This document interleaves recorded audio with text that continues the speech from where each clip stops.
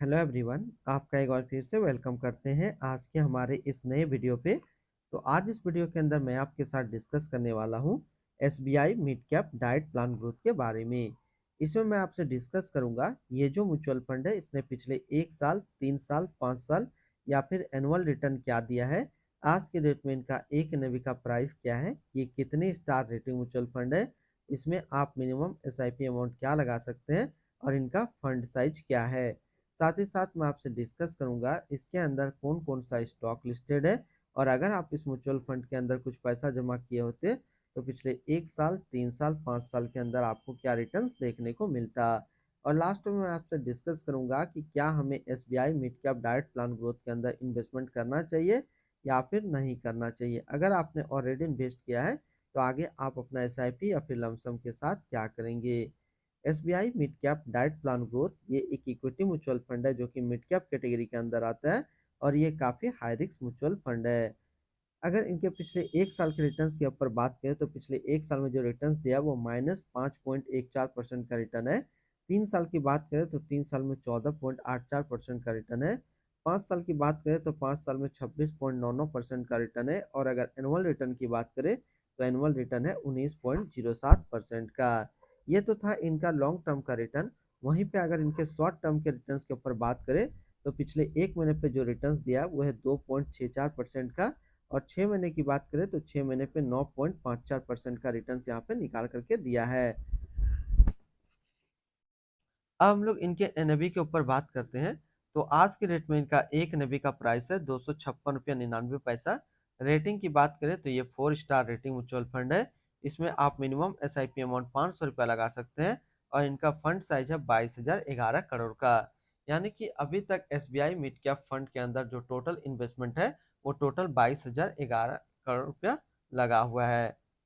Return calculator के ऊपर बात करते हैं कि अगर आप इस म्यूचुअल फंड्स के अंदर कुछ पैसा जमा करते तो फिर आपको क्या रिटर्न्स देखने को मिलता। और यहाँ पे मैं सबसे पहले बात करूंगा कि अगर आप एसआईपी के तौर पे कुछ पैसा इन्वेस्ट करते तो क्या रिटर्न्स देखने को मिलता। तो मैं यहाँ पे मान करके चल रहा हूँ कि अगर आप 5,000 रुपया पर मंथ इस म्यूचुअल फंड्स के अंदर जमा करते तो 1 साल में आपका पैसा जमा होता 60,000, आपको मिलता 62,240 रुपया।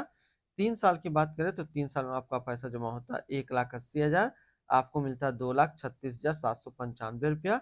वहीं पे अगर 5 साल की बात करें तो 5 साल में आपका पैसा जमा होता है 3 लाख, आपको मिलता है 5,15,786 रुपया। अब बात करते हैं वन टाइम के ऊपर में कि अगर आप इस म्यूचुअल फंड्स के अंदर एक बार में 1 लाख रुपया जमा करते तो पिछले 1 साल में आपका 1 लाख रुपया 94,860 रुपया होता। 3 साल में आपका 1 लाख रुपया 1,51,454 रुपया होता, और 5 साल में आपका 1 लाख रुपया 3,30,254 रुपया होता।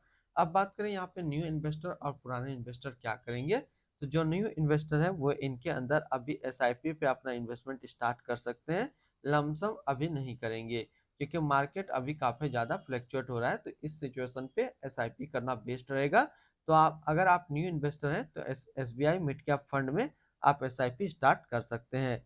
वहीं पे जो पुराने इन्वेस्टर हैं जिसने ऑलरेडी इनके अंदर अपना इन्वेस्टमेंट किया हुआ है, अगर आपका इन्वेस्टमेंट एसआईपी या फिर लमसम दोनों में से किसी में भी हो तो आप अभी अपना इन्वेस्टमेंट को कंटिन्यू रखेंगे। अगर आपका इन्वेस्टमेंट एसआईपी पे था तो आपको अच्छा खासा भी रिटर्न्स देखने को मिल रहा होगा। अगर आपका लमसम पे था तो अभी नेगेटिव रिटर्न्स आपको देखने को मिल रहा होगा।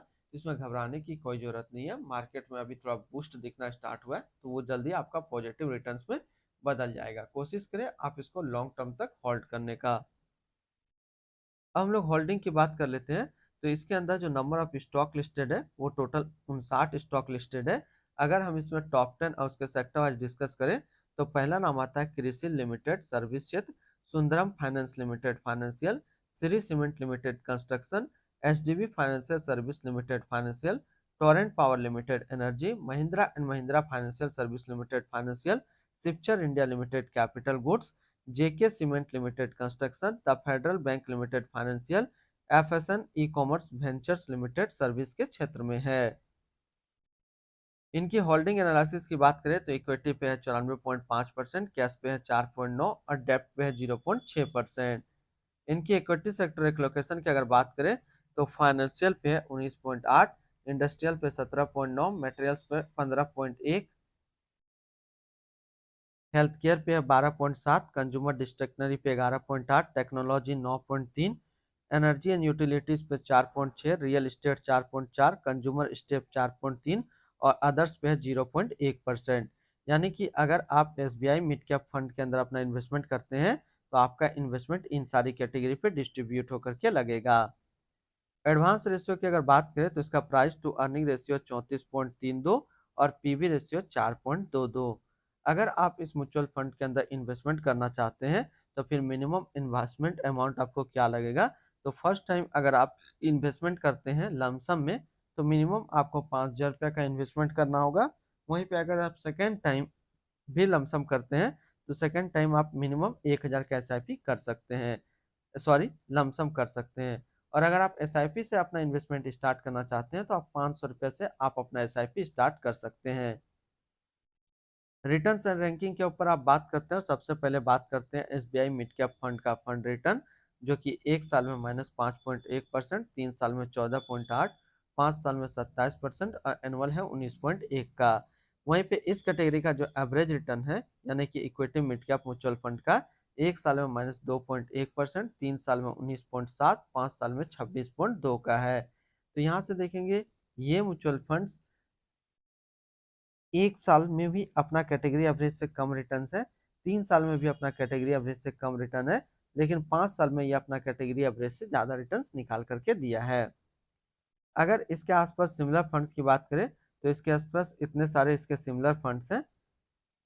एक्सपेंस रेशियो के ऊपर बात करते हैं अब, तो इनका जो एक्सपेंस रेशियो वो 0.85% का है।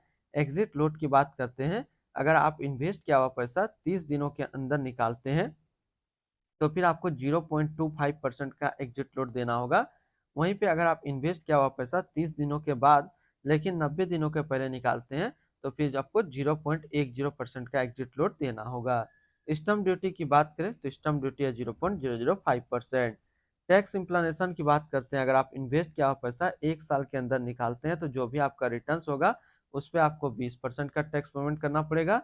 और अगर आप एक साल के बाद इससे अपना पैसा निकालते हैं और एक साल में अगर 1,25,000 का रिटर्न बनता है तो फिर आपको 12.5% का टैक्स पेमेंट करना होगा।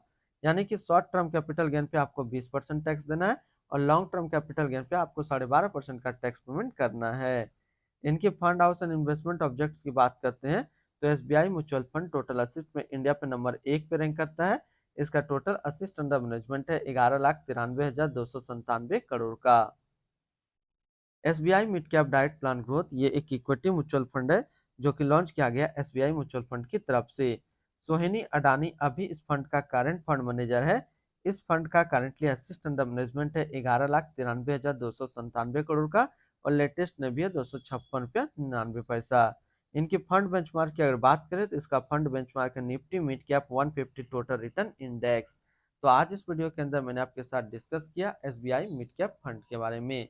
तो फिर मिलते हैं हम लोग नेक्स्ट कोई इस तरीके का वीडियो की अच्छी जानकारी को लेकर के।